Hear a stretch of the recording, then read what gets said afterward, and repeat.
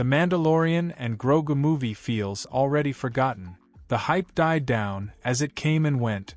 LEGO released a ton of sets for it, however, and some are great but others not so much. Stick around to see how I rate every single one, drop a like, and let's get into it. Let's start with the April releases and the Razor Crest. I am not a huge fan of this one.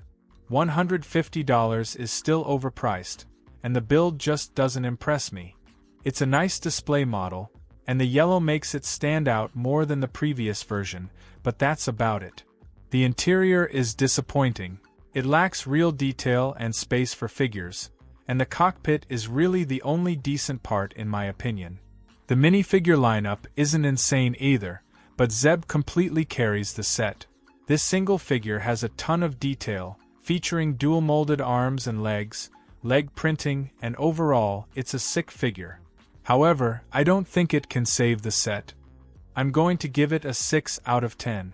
Moving on, we have the New Republic X-Wing. This is one of my favorite Mandalorian and Grogu sets, and I think it's awesome.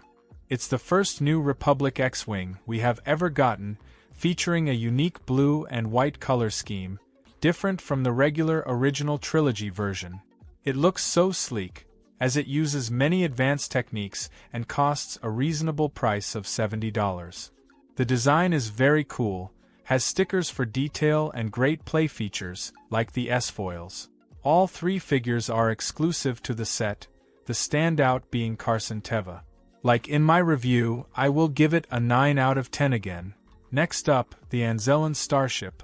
It's a small, cute little build that includes a nice interior, a couple of Anzellans, and Grogu. I think this has amazing shaping going on, and the interior is actually spacious and detailed. The figures are not that exciting, as I said, it only comes with some Anzellans and Grogu, but that's fine. This set has grown on me, so I will give it a solid 7.29 out of 10. Then, it's the AT-RT Attack. This set is very controversial, mostly for its price. This thing is absurdly priced at $45, and I think that's insane.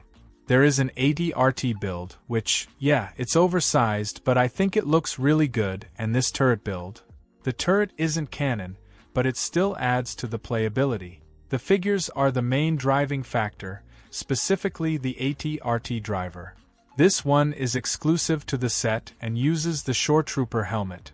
It's a really nice figure, but it doesn't justify the price. I think as a set on its own, this is an 8 out of 10, but that price makes it a 5. For the last April set, we have a set that I wish we never got. Another buildable Grogu. I think at this point, it's just a waste of time. We've gotten so many Grogus in the past few years, and we definitely didn't need one more. The set is okay, but for $130? I am not sure. 4 out of 10. Now let's move on to the August sets, and this is where things are heating up. First up, the Imperial Remnant AT-AT with INT-4. Not gonna lie, this is my favorite Mandalorian and Grogu set, and I might be a little biased. I am just a huge AT-AT fan, and as someone who doesn't own any of the previous AT-ATs, that was huge. It's a fresh version of the vehicle, which has a ton of differences from the Empire Strikes Back one, like the head design, some shaping, and the interior.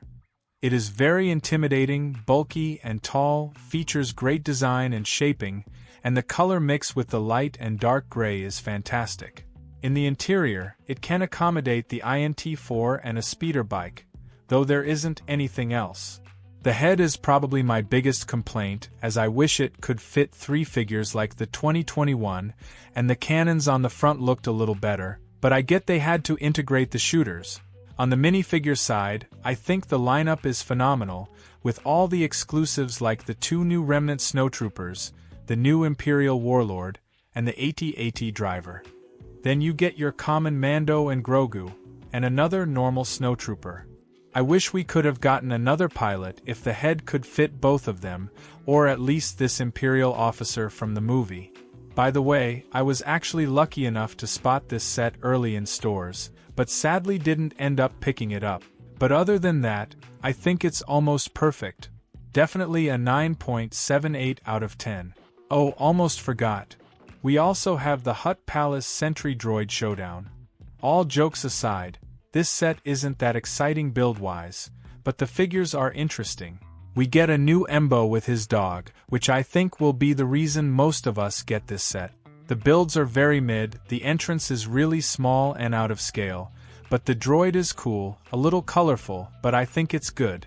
I think it's supposed to be something like a modified B3 battle droid, which is extra cool. Mando and Grogu are included as usual, so nothing new there. And that was it. The last Mandalorian and Grogu movie set. Now we are truly over. But what do you think? Did I do the sets justice with my ratings, and how would you rate them? Let me know all your thoughts in the comments down below. As always, if you enjoyed the video, hit that like button and subscribe for more LEGO Star Wars content. Thanks for watching, I will see you in the next one.